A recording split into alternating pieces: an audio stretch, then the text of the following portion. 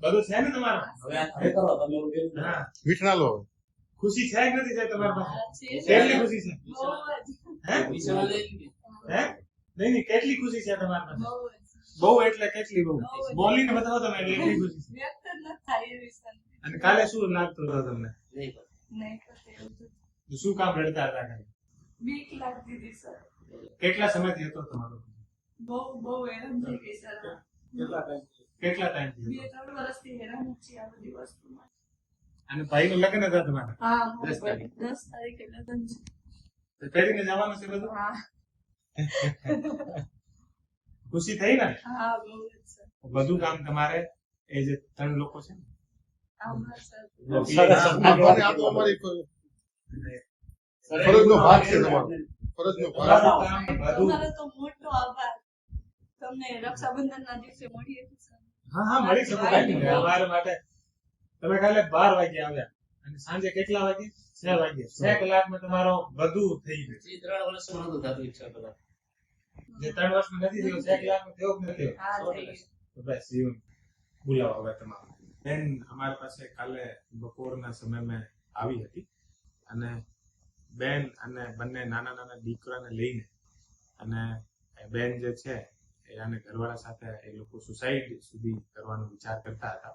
પછી એ લોકો મીડિયામાં અને તમામ જગ્યા જોઈને અને અમારી પાસે આવ્યા. કાલે લગભગ 12 થી 1 વાગ્યાના આસપાસ અમારી પાસે આવ્યા અને કાલે સાંજે 6 વાગ્યા સુધી અમે બેન કોઈ પાસેથી એ લોકો 3 લાખ રૂપિયા વ્યાજ પેટે લીધા હતા.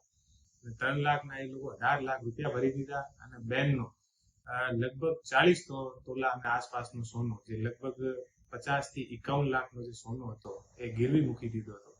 તો એ લોકો સોનો લઈને ભાગી ગયા. બેનનો સોનો પરત નથી આપતા અને બેન પાસેથી 51 લાખ રૂપિયા એ લોકો 18 લાખ રૂપિયા એ લોકો લઈ લીધા અને અત્યારે હેરાન કરીને અને બધું સોનું પચાવવા માંગતા હતા અને બીજા 15 થી 20 લાખ રૂપિયા એ લોકો માંગતા હતા. તો એ કાલે અમારી પાસે આવ્યા. તો સિટી એ ડિવિઝન પીઆઈ સોલંકી અને આને સાથે સ્ટાફ મળીને અને 6 કલાકની અંદર તમામ જગ્યાથી જે સોનું હતો, છેલ્લા 5 થી 7 વર્ષથી આ બેનની આ સમસ્યા હતી, તો પોલીસ દ્વારા ફક્ત 6 કલાકની અંદર મહેનત કરીને તમામ સોનાના જે દાગીના છે લગભગ 50 થી 60 લાખ રૂપિયાના એ અત્યારે બેનને પરત લાવીને આપ્યા છે.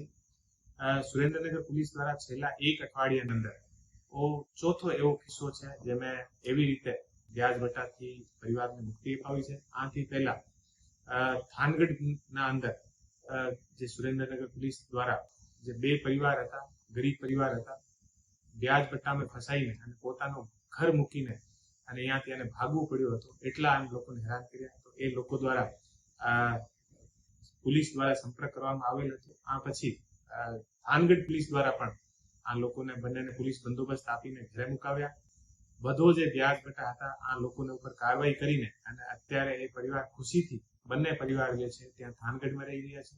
ત્રીજો જે કિસ્સો છે, અત્યારે એક વિકલાંગ એક દિવ્યાંગ જે દંપતી હતા એ અમારી પાસે આવ્યા. અમને એવી સૂચના મળી હતી, એવા 2 દિવ્યાંગ દંપતી આવ્યા છે એ પોતાનો ઘર ફેરી કરીને ગુજરાન ચલાવતા હતા. આનો મકાન વ્યાજ વટાની અંદર એક માણસ પચાવવા માંગતો હતો. પોલીસ દ્વારા ફક્ત 5 થી 6 કલાકની અંદર આના તમામ ઘરના કાગળિયા પરત અપાવ્યા છે અને કાલે ધ્રાંગધ્રાની અંદર સાંજે હું જ્યારે ઓફિસના સમય પૂરો કરીને ઘરે જતો હતો તો રસ્તાના અંદર મને એક ઇકો ગાડીમાં એ લોકો સામે આવ્યા અને ઉતરીને ભાગીને અમારી તરફ આવતા હતા. તો અમે આને સાંભળ્યા. પછી 10,000 રૂપિયાના વ્યાજના ચક્કરમાં આ માણસના સ્કૂટર અને બધું એ લોકો દ્વારા લઈ લેવામાં આવ્યું હતું.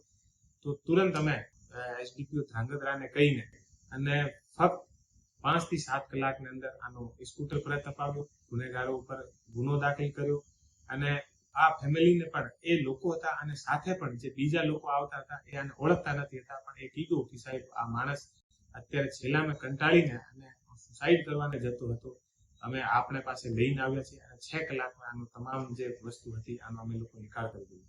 તો છેલ્લા 1 અઠવાડિયામાં 4 થી 5 એવા બનાવો જે છે એ સુરેન્દ્રનગર પોલીસ દ્વારા ત્વરિત કાર્યવાહી કરીને ફક્ત 5-6 કલાકની અંદર આનો ઉકેલ લાવ્યા છીએ. અને હું તમામથી એવી અપીલ કરું છું કે કોઈ પણ રીતે વ્યાજ વટાની અંદર કોઈ પણ માણસ ફસાયેલો હોય, કોઈ પણ સુરેન્દ્રનગરમાં બીજી રીતે કોઈને હેરાન કરતા હોય અમારી પાસે આવે અને અમે તુરંત આ માણસને સાંભળીને અને આ ઉપર અમારે ત્યાં ઝડપથી રેસ્પોન્સ મળશે અને તુરંત કાર્યવાહી થશે.